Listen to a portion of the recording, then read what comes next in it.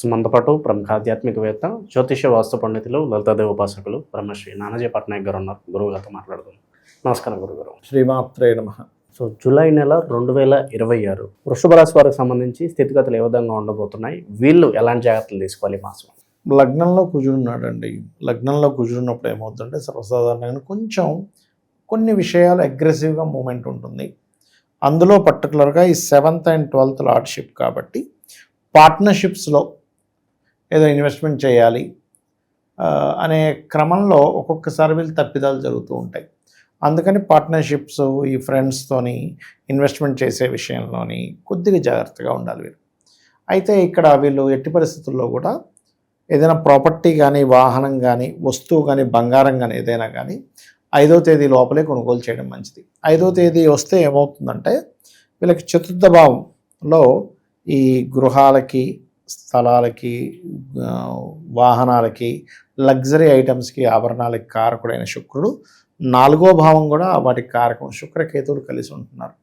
దానివల్ల ఏంటంటే కొనడం ఒక ఎత్తు అయితే ఆ థింగ్స్ని మీరు ఇంట్లో భద్రపరిచే విషయంలో కూడా చాలా జాగ్రత్తగా భద్రపరచాలి.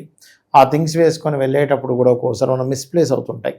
అలా మిస్ప్లేస్ ఏమైనా అవుతుందేమో జాగ్రత్తగా చూసుకోవాలి. పర్టికులర్గా వీళ్ళు 5వ తేదీ నుంచి 31వ తేదీ వరకు వృషభం వారి ఇవి ఒక విషయంలో చాలా జాగ్రత్తగా ఉండాలి. అయితే ఇక్కడ లక్కీ ఇంకొకటి ఏంటంటే ఈ బుధుడు 3లో ఉండేటువంటి బుధుడు ఎవరైతే ఉన్నారో ఈ 3లో గురువుతో కలిసిన బుధుడు వక్రించుకుంటూ 8వ తేదీ 2లోకి వస్తున్నాడు. సో 8వ తేదీ 2లోకి ఎప్పుడైతే వస్తున్నాడో కొంచెం ఫైనాన్షియల్గా గ్రోత్ పెరుగుతుంది అక్కడ 8వ తేదీ నుంచి.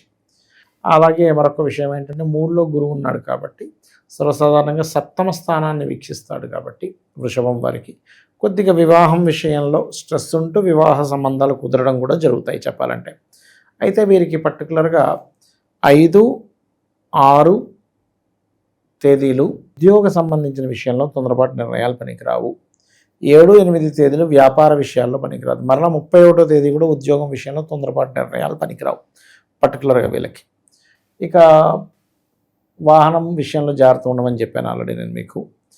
కాకపోతే ఇక్కడ కొద్దిగా రవి 2వ స్థానంలో ఉంటున్నాడు కాబట్టి కొన్ని అసర్ట్స్ విషయంలోనది కొంత విభేదాలు వచ్చినప్పటికీ ఏదైనా కొంచెం 15వ తేదీ వరకు 16వ తేదీ వరకు రవి 2లో ఉన్నందుకు కొంత బాగుంటుంది చెప్పాలంటే. కానీ వృషభం వారికి ఏదైనా లగ్నంలో కుజుడు ఉన్నందుకు, చతుర్థ భావంలో శుక్రకేతువులు ఉన్నందుకు ఈ యొక్క విషయంలో మాత్రం ఖచ్చితంగా జాగ్రత్త వహించాలి. ఇది భూములు, స్థలాలు, గృహాలు, బంగారం ఇలాంటివి, నెక్లెస్లు ఇలాంటివి తీసుకునేటువంటి విషయంలో. అండ్ ఇంకొకటి ఏంటంటే సంతానం విషయంలో కొన్ని శుభవార్తలు వింటారు 8వ తేదీ తర్వాత నుంచి వీరికి. సంతానం విషయంలోని షేర్ మార్కెట్లో ఉండేవారు అనుకోండి, అంటే ఏదైనా ఒక ఈ క్రియేటివ్ రిలేటెడ్ ఫీల్డ్స్లో ఉండేటువంటి వారికి బాగుంటుందని చెప్పుకోవచ్చు మనం. అయితే వీళ్ళకి సర్వసాధారణంగానే 3లో గురువు వెళ్ళినప్పటికీ లాభంలో శని మంచివాడే, సో డోంట్ వరీ. అలాగే అదేవిధంగా దశమంలో రాహు. సో ఎప్పుడైతే దశమంలో రాహు ఉన్నాడు, ఇందాక నేను చెప్పినట్టుగా 5, 6, 31 తేదీలు మాత్రం ఉద్యోగ విషయంలో జాగ్రత్తగా ఉంటే సరిపోతుంది. మిగతా అంతా కూడా దశమరాహు, లాభశని కూడా మంచివాడే చెప్పాలంటే. So no need to worry. వీళ్ళు ఎక్కువగా విష్ణు సహస్రనామాలు, లలిత అమ్మవారి ఆరాధన చేయడం చాలా మంచిది. అది ప్రధానంగా గుర్తుపెట్టుకోవాలి. అయితే ఇక్కడ ఇండియాలో ఉండే ఎవరైనా జాబులు చేయాలనుకుంటే కొన్నిసార్లు నైట్ డ్యూటీస్ అవి చేస్తుంటారు చూసారా, అలాంటివి సెట్ అవుతాయి వీరికి మామూలు కంటే కూడా. అయితే ఈ 7, 8 తేదీలు మాత్రం వీళ్ళు కొంచెం ఒక్కోసారి మనం చూడండి ఏదైనా వ్యాపారం చేస్తూ ఇంత ఎక్కువ లాభం వస్తుందంటే ఎవరో మాట చెప్పింది విని చేస్తూ ఉంటాం. 7, 8 తేదీలు వ్యాపార సంబంధించిన అంశాల్లో ఎటువంటి తొందరపాటు నిర్ణయాలు తీసుకోకూడదు. ఇది గురుగారు, అలాగే అవకాశాల గుర్తింపు పరంగా ఎలా ఉంటుందంటారు వీళ్ళకి? వీళ్ళకి గుర్తింపు ఉంటుందండి. కుజుడు లగ్నంలో ఉంది, ఎందుకంటే ఎలాంటి గుర్తింపు, అరే ధైర్యంగా భలే స్టెప్ వేసాడు అనేది ఉంటుంది. కానీ ఎంతైనా కుజుడు కాబట్టి కొంచెం గొడవల జోలికి వెళ్లకుండా ఉండకూడదు. కొంతమంది ఏం చేస్తారంటే మిమ్మల్ని గుర్తిస్తున్నట్టుగా మిమ్మల్ని ఏదో రెచ్చగొట్టి అవతల వాళ్ళ మీద గొడవలు పంపిస్తూ ఉంటారు. కుజుడు లగ్నంలో ఉన్నాడు కాబట్టి ఆ విషయంలో జాగ్రత్తగా ఉండాలి. అందులో ముఖ్యంగా ఏదైనా ఈ వాహన ప్రమాదాలు జరిగినప్పుడు ఇట్లాంటివి కొంచెం ఎక్కువ ఉన్నాయి ఈ నెల వీళ్ళకి. కొంచెం ఆ విషయాలు అంటే ఏమీ లేదు, మనం అదేదో అయిపోతుందని కాదు, ఆ దానం ఇస్తే అది తొలగిపోతుంది. లేదా లక్ష్మీ గణపతి, నాకు డబ్బులు ఖర్చు పెట్టుకోలేనండి, డబ్బులు లేవు, ఇంట్లో కూర్చొని ఓం లక్ష్మీ గణపతి దేవి ఏ నమః అనుకోమనండి, సరిపోతుంది. కుటుంబ వ్యవహారాల పరిస్థితి ఏంటంటే ప్రేమానురాగాలు కావచ్చు, కుటుంబం బాగానే ఉంటుంది. 8వ తేదీ నుంచి ఎప్పుడైతే బుధుడు వక్రించి వెనక్కి వస్తున్నాడో కుటుంబ వ్యవహారాల విషయంలో చాలా చాలా బాగుంటుంది. గురుగారు ఈ జూన్ జూలై నెలలు అనగానే మనకి అకాడమిక్ ఇయర్ స్టార్ట్, అవునండి, అవును, స్కూల్స్ కాలేజెస్ అడ్మిషన్స్ జరుగుతూ ఉంటాయి. అవునండి. మరి విద్యార్థులకి ఈ సంవత్సరం అంతా కూడా విశేషంగా కలిసి రావాలంటే అద్భుతమైన పరిహారం ఏదైనా తెలియజేయండి. తప్పకుండా అండి, మంచి ప్రశ్న వేశారు. ఎందుకంటే విద్యార్థి దశలో తీసుకునే స్టెప్పే వాళ్ళ జీవితంలో ఒక మంచి యోగాన్ని ఇస్తుంది. అంటే నువ్వు చిన్నప్పుడు చాలామంది చూడండి, డాక్టర్ చదువుదాం అనుకున్నాను, యాక్టర్ అయ్యాను, డాక్టర్ చదివి యాక్టర్ అయ్యాను అంటాడు. లేకపోతే ఇంకోటి ఏదో చదివానండి, హోటల్లో నేను మేనేజర్గా చేస్తున్నాను. ఇప్పుడు ప్రాబ్లం ఎక్కడ వస్తుందంటే వీళ్ళకి ధనయోగము విద్యాయోగము రెండు దేన్ని సూచిస్తున్నాయో తెలుసుకోవాలి, వృత్తి యోగాన్ని. అలాగా రవి సూచిస్తే మెడికల్ వైపు వెళ్ళాలి, చంద్రుడు సూచిస్తే ఫార్మా లేకపోతే హోటల్ మేనేజ్మెంట్, కుజుడిని సూచిస్తే ఈ రక్షణ దళాలు, అందులో ముఖ్యంగా సాఫ్ట్వేర్లో కూడా మనకి సెక్యూరిటీ ఉంటుంది, దాంట్లోకి వెళ్ళడం. బుధుడైతే మీడియేటింగ్ రిలేటెడ్, టెక్నికల్ రిలేటెడ్, గురువు అయితే గురుత్వ సంబంధించిన టీచింగ్ రిలేటెడ్, శుక్రుడైతే ఫ్యాషను, శని అయితే ఓన్లీ జాబ్ ఏదో చేసుకుని చిన్న జాబ్ చేసుకుంటూ ఉండడం, రాహుకేతువులు అయితే కాస్త సాఫ్ట్వేర్, కేతువు అయితే పర్టికులర్గా స్పిరిచువల్ రిలేటెడ్. అయితే వీళ్ళకి ముఖ్యంగా ఈ రెండు అంటే రెండో భావం ధనాధిపతి, విద్యాకారకుడు, వీళ్ళు ప్రధానంగా దేన్ని సూచిస్తున్నాయి ఇది తెలుసుకోవాలి. ఈ గ్రహాలతో ఈ రాసులతో సంబంధం కలిగి ఉంటే వీళ్ళకి ఇటు పంపించాలి.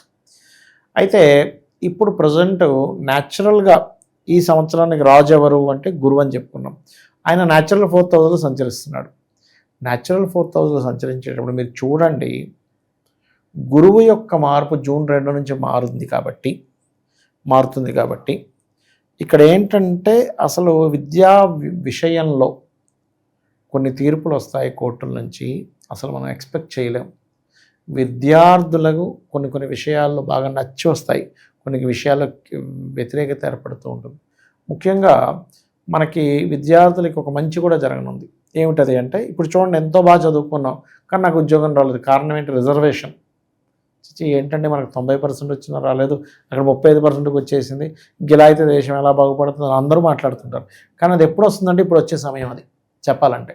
ఎందుకంటే ఒక విద్యార్థి ఎంత కష్టపడి చదివి అంత టాలెంటెడ్ అయ్యి ఉండి నీకు ఉద్యోగం రావట్లేదంటే కారణం ఏంటి? రిజర్వేషన్. ఇది అందరికీ తెలుసు. కానీ ఇది ఎప్పుడో తీసేయాల్సింది. ఇప్పుడు కర్కాటకంలో గురు సంచారం అటువంటి వాటికి బీజం పడనుంది, గుర్తుపెట్టుకోవాలంటే. అయితే వీళ్ళు ఎప్పుడైనా సరే విద్యార్థులు ఒకటే గుర్తుపెట్టుకోవాలి, 4వ భావంలో ఏ గ్రహం ఉందో చూసుకోవాలి. విద్యాస్థానం 4వ భావం. 4లో ఉండే గ్రహాన్ని బట్టి వీళ్ళ విద్యా అభ్యాసం కానివ్వండి, బాగా చదవడం కానివ్వండి, ఏకసంతాగ్రహం ఇవ్వాలన్నా, ఎంత చదివినా ఎక్కట్లేదన్నా సరే 4వ భావము మరియు తెలివితేటలను చూపించేటువంటి 5వ భావం. ఇది హయగ్రీవ స్తోత్రం చేయడం ద్వారా బాగా కలిసి వస్తుంది. జ్ఞానానందమయం దేవం నిర్మల స్ఫటికాకృతిం ఆధారం సర్వ విద్యానాం హయగ్రీవం ఉపాస్మహే. అయితే మీరు విద్యార్థుల విషయం తీశారు కాబట్టి ఇక్కడ ఒక చిన్న జాగ్రత్త కూడా తీసుకోవాలి. కొంతమంది చూడండి, ఆన్లైన్లో క్లాసెస్కి డబ్బులు కడుతూ ఉంటారు. ఆన్లైన్ ఫ్రాడ్స్ ఎక్కువ జరుగుతాయి విద్యా విషయంలో ఇప్పుడు ఉండేటువంటి కండిషన్లు. ఎందుకంటే కర్కాటకంలో ఉండే గురువు మెయిన్గా ఏంటంటే ఆన్లైన్ ఫ్రాడ్స్ జరగడం, విపరీతమైన వర్షాలు, జలప్రలయాలు, యుద్ధ వైఖరి పెరగడం, ఇలాంటివి ఎక్కువగా పెరుగుతూ ఉంటాయి. నకిలీ బంగారం దొరకడం, ఇట్లాంటివి ఎక్కువ జరుగుతూ ఉంటాయి. అది ఏ విషయాల్లో ఎక్కువగా వీళ్ళు జాగ్రత్తగా లేకపోతే ఎక్కువగా నష్టపోయే అవకాశాలు కనిపిస్తున్నాయి అంటారు వీళ్ళకి? ఎక్కువగా అయితే వీళ్ళకి గుర్తుపెట్టుకోండి, ఇందాక నేను చెప్పినట్టుగా 5వ తేదీ నుంచి 31వ తేదీ వరకు వాహనము, గృహము, ఆభరణాలు ఇలాంటివి కొనుగోలు చేసేటప్పుడు, వాటిని క్యారీ చేసేటప్పుడు, ఇందాక నేను డేట్స్ చెప్పినట్టుగా 5, 6, 31 సమయం ఆ టైంలో జాబ్ విషయంలో, అండ్ 7, 8 తేదీలు కొంచెం ఎక్కువ లాభాలు వస్తాయని చేసేటువంటి కొన్ని పిచ్చి ప్రయత్నాలు చేస్తూ ఉంటారు అటువంటి విషయాలు. అయితే వీళ్ళు ఎంత లలిత చేసుకుంటూ ఉంటే వీళ్ళకి ఆటోమేటిక్గా బాగుంటుందండి. అది ఎలా అంటే, లలిత అమ్మవారి ఆరాధన చేయడం అనేటువంటిది రెగ్యులర్గా కానీ చేస్తూ ఉంటే మన బుద్ధిలో నెగిటివ్ రానివ్వదు, మన మనసులో నెగిటివ్ రానివ్వదు, మన ఆలోచన విధానంలో నెగిటివ్ రానివ్వదు. పాజిటివ్ ఆలోచనతో మనం ఉంటే ఆటోమేటిక్గా పాజిటివ్ పనులు చేస్తాం. అది మంచి విశ్లేషణ అందించారు, ధన్యవాదాలు. శ్రీమాత్రే నమః.